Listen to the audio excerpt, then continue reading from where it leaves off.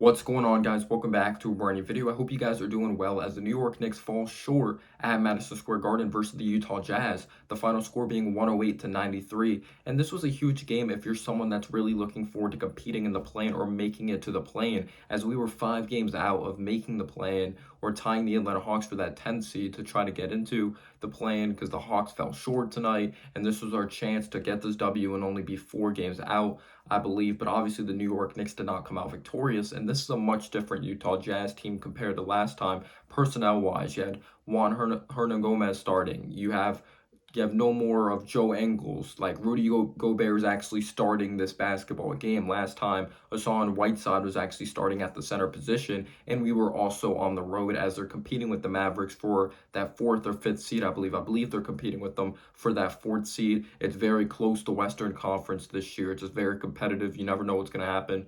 The Minnesota Timberwolves, a team on the rise, but this, like the final score of 108-94, don't let that really fool you. Like anyone that's just watching the box score, that's not real. That didn't really equal how the game really was. Obviously, the Jazz went on this run at the end of the game, but it was very close. And then some stupid shit went on to happen, mistakes by the New York Knicks. But it was closer than that score really was. Don't think it was some blowout. They were up 15 the entire game.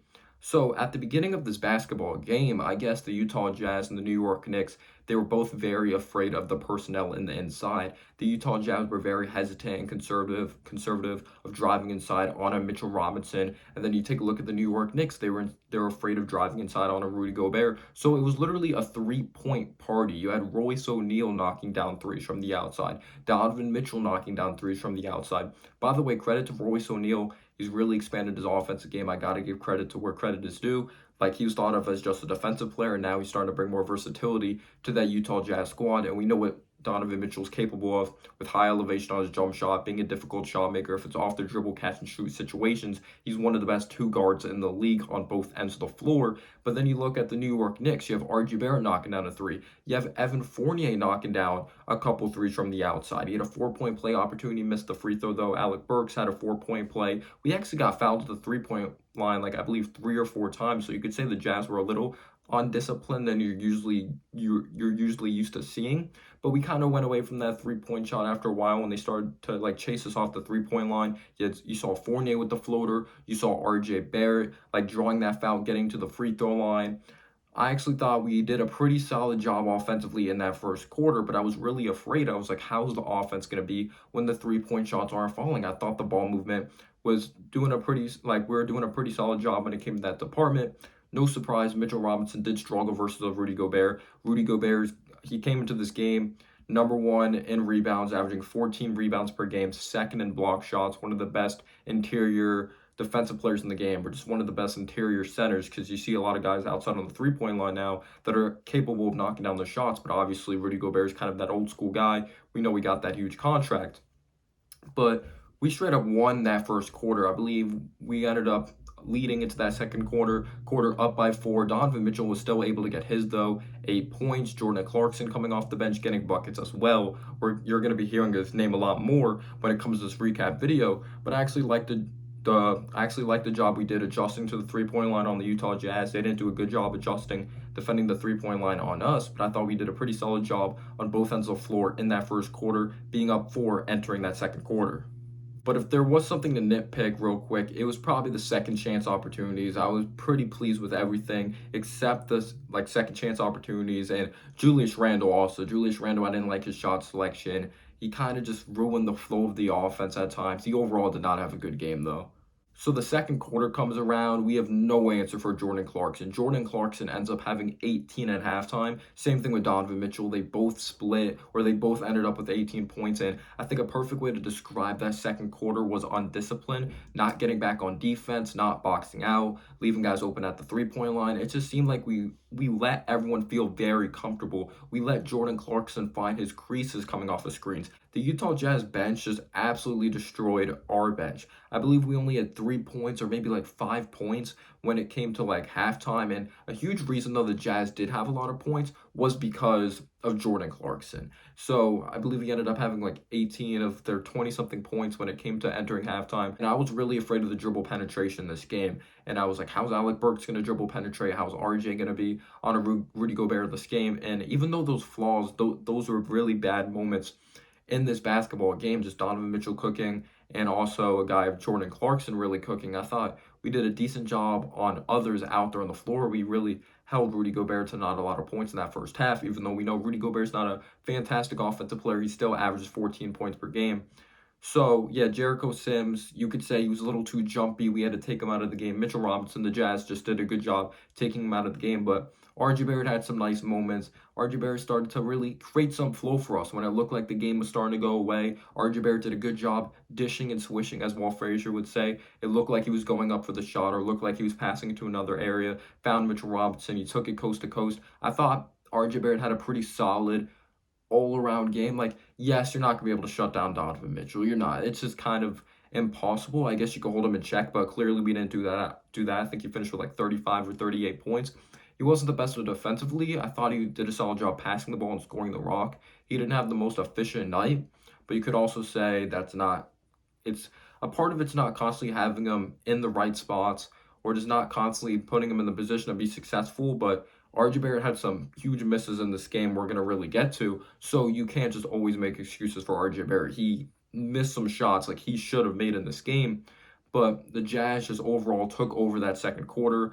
They outscored us like crazy. We were absolutely crushed on the boards, and we ended up being outscored 34 to 22. And Julius Randle had a very inefficient night. Julius Randle was taking bad shots. He was turning the ball over. It just looked like he was getting out hustled. There was one play, Donovan Mitchell was in the open floor. He could have easily tried to alter that shot or contest the shot, and it looked like he just gave up on the play. Like, I don't want to hear that he got too tired. I don't want to hear any of that nonsense at all. Like, there was another play as well, I'm sure just is going around and around in Knicks fans' head, like Randall off of a steal, I believe, from the New York Knicks. He was pushing it in transition, and there was a couple guys open in the open floor or in transition, and he just continues to just dribble the ball, pushing it like very loosely, not protecting it with his body or anything like that. That's the problem with Julius Randle when he's handling the ball. He does not protect the ball at all, and it ends up being poked away. You even hear Walt Frazier, Mike Breen yelling, "Watch your backhand." It was just terrible awareness by Julius Randle. Turns the ball over. It looked like when Randle was in the game and it looked like we were going to build momentum, he just found a way to ruin it with a terrible shot or a bad turnover or a lack of effort out there on the floor. There's no other way to say it. Like, he played terrible tonight.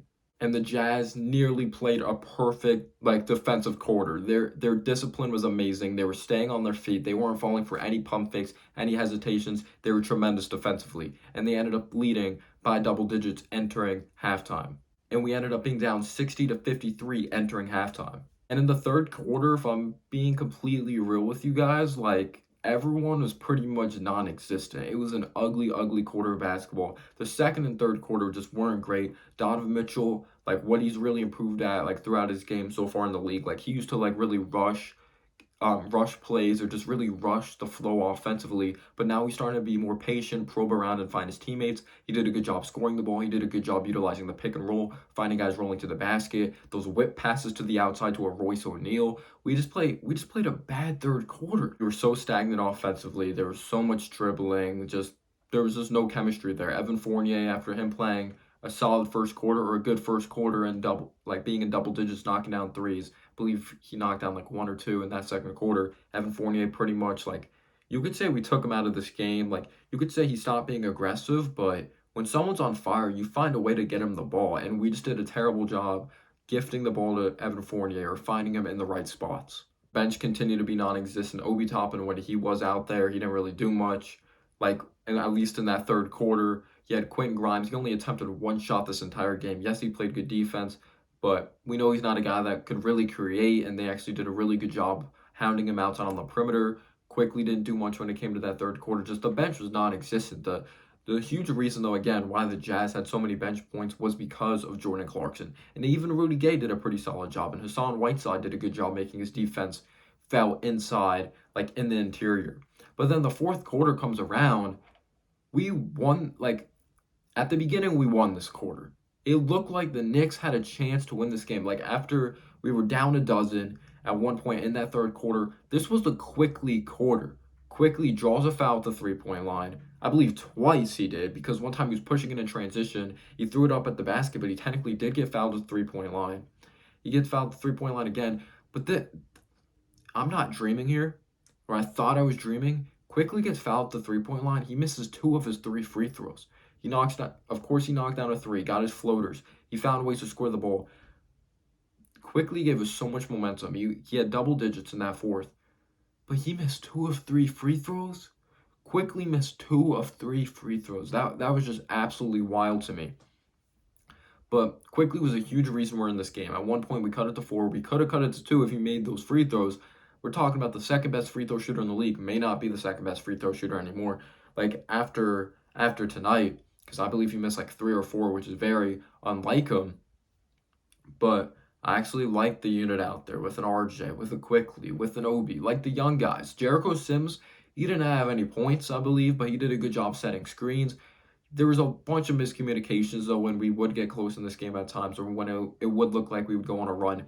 And there was a miscommunication. He didn't know if he should guard the perimeter, or there was like supposed to be a switch. Like there was just a bunch of miscommunications with Jericho Sims defensively. He has the tools. Like he is shown to be a solid like defender outside on the perimeter. Just like miscommunications, which really do hurt him. Being a rookie, very raw, coming out of Texas as a 4-year player. But this is just what I'm talking about with Tom Thibodeau. We cut it to 4. It did end up being like ended up being like a 6-8 point game. We let Donovan Mitchell drive to the cup. After Rudy Gobert missed his first 2 free throws, I believe he ended up making his next 7 or 8 free throws. But Tom Thibodeau takes Obi Toppin and Quickly out the game. Quickly ends up coming back in the game. But it's when we're down double digits again. He couldn't play Quickly for 4 more minutes. He doesn't have a problem playing RJ all those minutes, but he can't play Quickly 4 more minutes of basketball. The key reason we're in the game. And when we were in this game, when we had a chance to cut it to 2 or 4, when the Jazz ended up getting a couple buckets, RJ missed a couple easy ones in this game that were like, come on, RJ. Drew Hanlon, if you're watching, you got to work with him on his touch if there's any types of drills for that. He missed a couple like easy ones, a little easy bunnies. Just floaters, no one near him, just little push shots. Too strong. That's been one of the critiques of RJ Barrett's game from college to the NBA. Sometimes he could put too much mustard on him when driving to the cup or on those floaters. He needs to be lighter with the basketball there. So he did miss some big time shots. You could say he missed a 3, should have knocked down. But RJ Barrett was one of the key reasons we're in this game, so I'm not going to bash him too much. Thought he had an okay, solid game. I thought he had a much better first half. But Randall comes in. Gosh. Randall gets an absolute gift, a perfect pass from RJ, misses an easy-ass layup, turns the ball over, and commits a stupid foul. It's the same story. It's the same shit every game. And literally, since then, the game was over. The momentum was all gone. It was just a wrap. It was just a wrap because Randall, he seems like a great guy, but I can't stand watching this dude play basketball anymore. It is so freaking frustrating. I'm going to continue to watch because I'm a true fan, but he's literally a choke artist. He can't step up in the big lights. He was starting to get the booze. Then Donovan Mitchell was just pouring it on. Then they were starting to embarrass us at the end. Like, at the end of the day, the best teams or teams win because their top 2 best players step up. Our top 2 players didn't step up. RJ didn't hit shots when it mattered, and Randall didn't hit shots when it mattered, or they didn't step up when it mattered. You have to have guys that have chemistry and play well together. They don't play well together, Randall and RJ. Clarkson did his thing. Donovan Mitchell did his thing. Gobert, he doesn't put up his numbers. Like, he doesn't put up crazy numbers, but he made his presence felt defensively. Mitch struggled. Fournier kind of disappeared. Burks, sometimes I forget he's out there on the floor. It was good in the first quarter, but this is the problem. We have guys that are inconsistent quarter by quarter. But the New York Knicks fall short. Let me know down below your thoughts, and peace out, y'all.